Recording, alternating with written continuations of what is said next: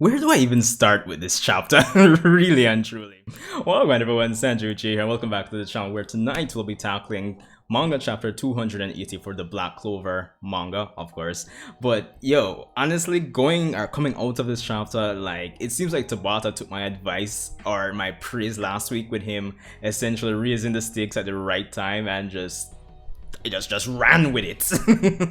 Because this chapter, like, unlike last week where I was saying, like, you know, prepare for trouble and make it double, this week prepare for everything essentially.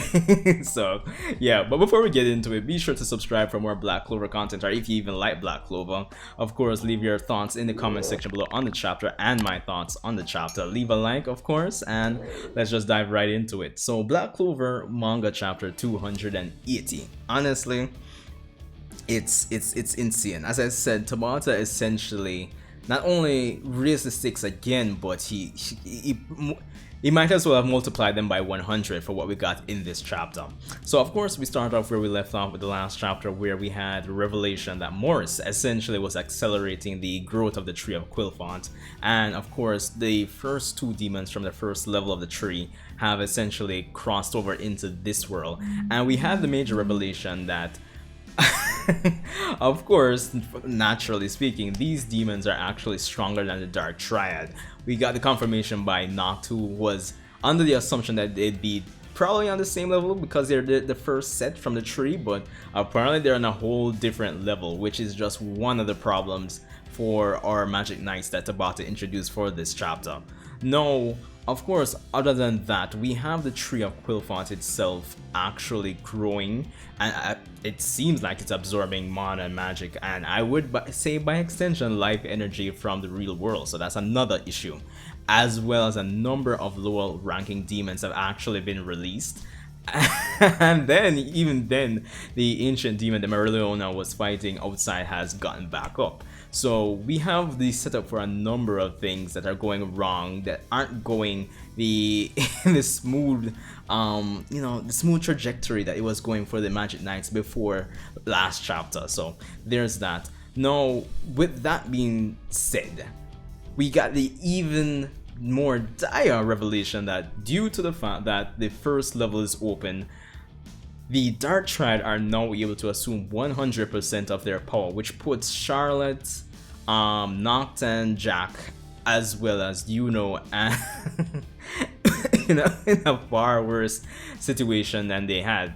They were essentially, you know, of course, dominating. Well, they were leading in their fights, but now the tides have turned essentially, and I must say I do like the designs. Of course, Dante's kind of is similar to, you know, his 80%, but Vanica and Zenon seem to have the more drastic change in terms of appearance from 80 to 100%. So there is that as well. But with all of this being said, it kind of puts Nacht in a very tricky situation because, of course, his performance has arguably been the best since they started fighting the Dark Triad. But with these two first demons from the Tree of Quillfont out, and the matter of Morris, who if he's left to continue doing what he's doing, the situation is going to worsen, as said by Nacht in this chapter.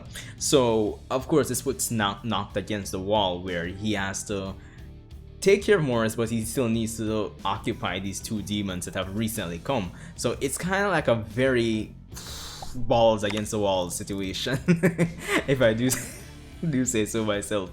So of course, the interesting line that I really got out of this chapter was when Nacht asks one of his devils like to die with him. So I'm wondering if that's going to tie back into, you know, what Nacht said to, you know, the captains during the whole captains meeting before, you know, the training with Asta started, where Jack seemingly recognized him, but at the same time Nacht said, like, you know, that person died already, or something along the lines of that. So I'm thinking we'll start to get some more revelations about Nacht, and I think that's what this chapter has partially been setting up. So I'm looking forward to seeing how that goes. But in other news, he does admit that to make the best possible move, it's implied that they're going to need Asta, because they literally show Asta on the next page after that, where we also see that another ancient demon, more so resembling what Lix transformed into when he was fighting Lumiere, basically the Sand and Hodge village are essentially in the Clover Kingdom. So and we end the chapter with essentially Asta, seemingly, him and Libe seemingly either defused from their union. So I guess that implies they're more or less have a hands-on in terms of how their devil union is going to work, or at least extended the time.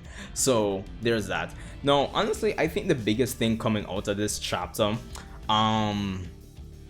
is one of Black Clover's, like more of a reinforcement, a reminder of Black Clover's biggest strength, and that is the consistency and utility of all the vast amount of characters, even 280 chapters in, if you ask me. To me, this chapter more or less set things up so that all of these characters that we've been following have a chance to be of use in this war against the Spade Kingdom and the devils, essentially, because between, the ancient demon that's in Hodge or the Clover Kingdom, these lower level demons, we have Mereoleona versus this other ancient demon, the Dark Triad, these new devils. I think there's enough for every character to get some piece of the action and have some time to shine. And honestly, even though that might sound superficial, very surface level, it's very important. I love seeing when you have this ensemble, but basically a wide variety of characters you've developed in your story, and they have an opportunity to be of use in the arc. Again, it's important to not establish the Goku effect. We're not waiting on Asta for that. We are, but we're not, essentially, because even if Asta comes in, Asta alone isn't going to be the deciding factor to wipe out everybody essentially on the devil side. So that's the thing, that's the kind of vibe I got with this chapter, and I think it adds to the positives that I feel this chapter was setting up, because now we have opponents for not only Noel's group, we have a number of characters from the Black Bulls that we haven't seen for a while, like Magna and Zora. So these are characters that now have an opportunity to get some spotlight and contribute to the overall conflict. So that's the thing I'm looking forward to coming out of this chapter, despite the dire situation. Now, in terms of Asta, I'm wondering if we'll get like a showing of him just instantly wiping out the this new ancient demon that's taken to the field in the Clover Kingdom. I think that would be interesting.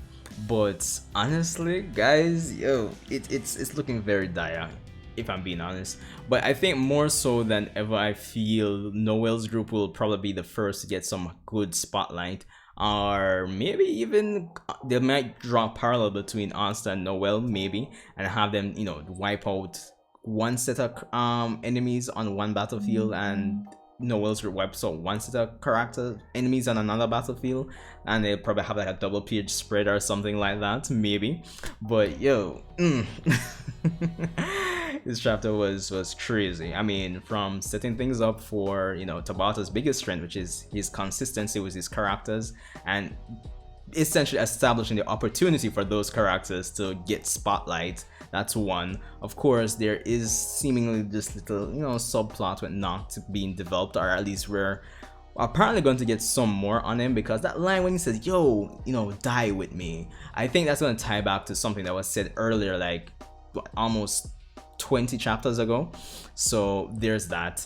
Of course, the stakes are higher. There's a tangible sense of danger, or there's an uncertainty in terms of how they're going to actually come out of this, because even though Asta might be broken, like, I did a whole collab with Co-Spirit about this, even though Asta might be broken in terms of his abilities, no, I still don't see him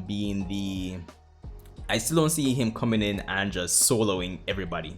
There is going to be some limitations to his devil union with Libe, and you'll still need the support of every other character who now have an opportunity to shine in this fight against the Spade Kingdom. So yeah, it's definitely not the wait on Goku effect, if you ask me. But all in all, this chapter I thought it was another solid chapter. Great, set up a lot of things, as I said. I'm looking forward to seeing what Tabata is going to do next chapter. To be honest, I just hope Mereoleona doesn't get disrespected again. That's the most important thing.